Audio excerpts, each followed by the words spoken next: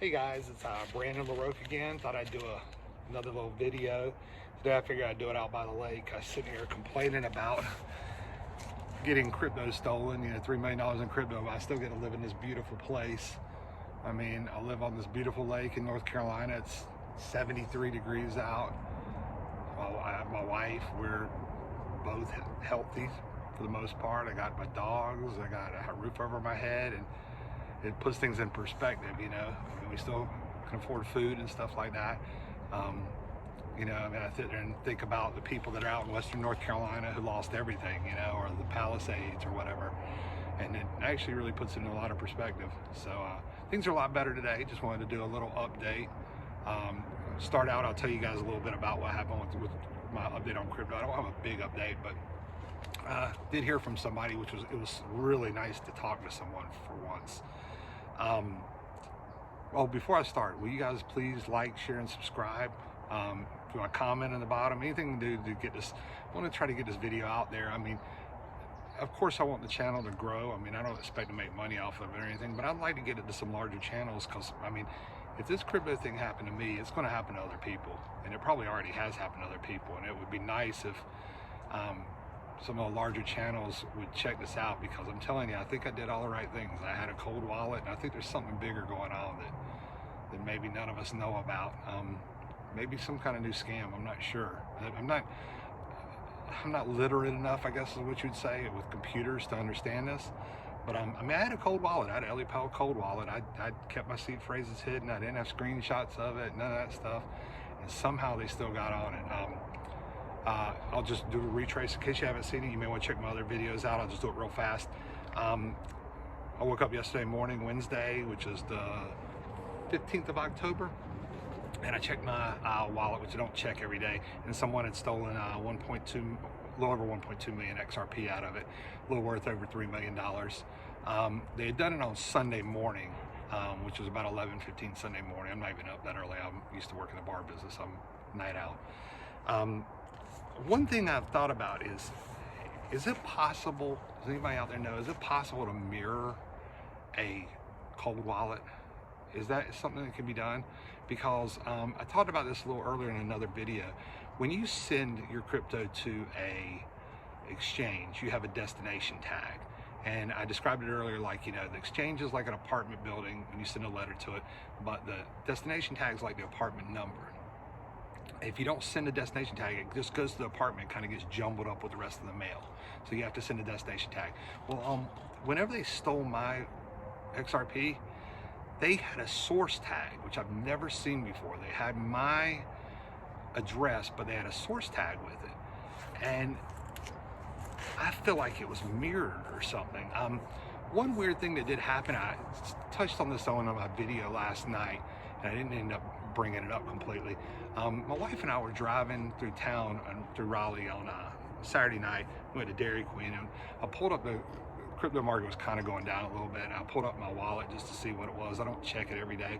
And I was in my car, and I checked it on my phone, and it was there. But when I opened it up, my screen kind of flashed. Not like a light flash, but like it just kind of like, and then came right back up. And I said, that's really weird. I said, did you see that? To my wife? And she didn't see it, but it was just really weird. And I'm just trying to figure out if it's possible to hack a mobile device like that, like to mirror something. I don't know. I don't know if that's possible. This whole thing has me confused. My other question is if anybody knows more about the XRP ledger, which pretty much everybody does than me, if you go under XRP scan and see that source code, is it possible that there could be something wrong with the XRP ledger? Because when they stole my crypto, they didn't take my XLM. I didn't have much XLM. I had like $1,000 worth, but they didn't take that. They didn't take my Songbird. They didn't take my Flare, and they didn't take my Solo. They didn't take the small things. I mean, it was only like, total all that was like $3,000. They only took, I mean, I get it, you take the big thing and run, but I haven't been back on that wallet. I wasn't on it in, Sunday, Monday, Tuesday, until Wednesday morning. Of course, I've moved it all off now, but I just find it weird that it's just the XRP that they took. I mean, I get in the big scheme of things, it's a little bit less money, but if I was them, I would have cleaned the whole thing out. Yeah, so if you have any recommendations or any idea what the source tag, it was called a source tag, ST source tag, and it's right beside your address when it goes from to to. So instead, you know, like when you have the to and it says DT, this has an ST beside it. So if you know anything about it, please, you know, spread this video or, you know, share it with somebody, and, you know, maybe somebody out there knows what's going on better than I do. The other thing that happened today was, since this happened, I decided I was going to go sell some metals, which I hate to do. I think they're just at the beginning of their run. I mean, of course, I bought them much lower, so that's what they're here for, you know. A lot of people out there saying, you know, oh, you can't eat gold and silver, and you can't do this, and you can't do that. Well, you can eat gold and silver, because what you do is you take it and you liquidate it, and then that's how you get your fiat to buy your food. There may be a day when people don't take fiat. I mean, I went and sold, you know, something I think is worth a lot for basically trash, but, you know, it is what it is. I need the money and I need to pay my bills. There'll be a day where I think, you know, gold will become unattainable, you know, maybe even silver. I mean, I'm sure you've heard this from other YouTubers, but the silver to gold ratio all through history has been like coming out of the ground, 7 ounces of silver to every ounce of gold.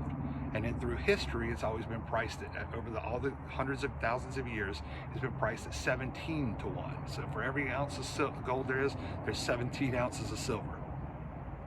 Right now we're at like 80 to 1. It was higher, it was up at 100 to 1. So for every 80 ounces of silver, you get 1 ounce of gold. Well, if that comes down to even half, to 40 to 1, it's doubled. And then you switch it and you sell it back, and you sell your silver and you go into gold. Or vice versa. If it goes up, you do the opposite. Vice versa. You sell your gold and you go into silver. So gold and silver isn't for you to invest in to make money. It's to protect your money. It's to protect your wealth. It's to protect your dollar. It's like,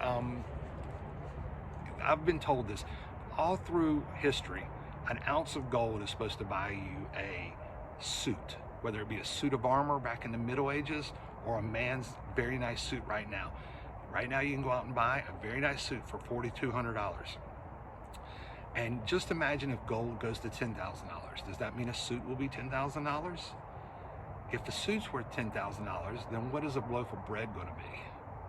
I mean, these are things that people need to think about, because something's going on in the economy, and it has been for a long time, probably well before I even realized it. But I do know that in 2020, when they shut down the economy, I went out and I bought soap. I went out and bought deodorant. I went out and bought toothbrushes and toothpaste, things that don't expire. And I still use those things today. I haven't bought any soap, toothpaste, any of that stuff, and deodorant in over 5 years. And I guarantee you the price of all of them has gone up. It's the same idea as what it is with gold and silver. And crypto, I think, is being used in this too. I think what we're going through right now, I think everything that's going on, I think every day when you see chaos, where you see, you know, shootings, anything chaotic that's on the news right now, I think it's to clog the news cycle and to distract us from what's going on in the monetary system. I think there's a reason they don't teach kids finance and economics in high school anymore. I mean, they used to teach people how to do their checkbooks. Now kids don't even know what a check is anymore. I mean, something's going on in the economy, and it has been for a long time. You can't shut down the world's economy for a year and the stock market go up, but here we are. And the only thing I can say to maybe explain that is, maybe this is what like hyperinflation looks like. You know, maybe this is what it was like in Weimar Germany in the 1920s, when the price of gold shot up. And I'm just using this as an example, when it went from, you know, 400 marks to 10,000 marks. And do you think all those people sold their gold at 10,000 marks? What do you think happened right after they sold their gold? It went to 100,000 marks. Then it went to 100 million marks. And they're sitting there with their 10,000 marks that are worth nothing, because what I said about the price of a suit, think about it. Something's going on in the economy. I swear I think this is what this is all about. And I know I started this channel yesterday, and I did it because these are things I talked to like my friends about for years. And I started the channel yesterday because I was in shock. I was freaking out because I lost my crypto. I mean, I lost my life savings of crypto. But you know, I had gold and silver as a backup. That was my insurance policy, and thank God I did. Because I got a lot more than a lot of people do, and I'm happy for it. And whether I get my crypto back or not, you know, we'll be fine. We're just trying to, you know, I lost the crypto. I said this, I think, in another video, that it's not about the crypto. I mean, you know, I was sitting there thinking about that as money, and I was obsessed with it and stuff, but it was about like the dream my wife and I had. You know, we were sitting here looking at houses, and we're going to buy this house, or we might buy a building, we might do this, we might do that. And, you know, it's gone in the blink of an eye. All that's gone.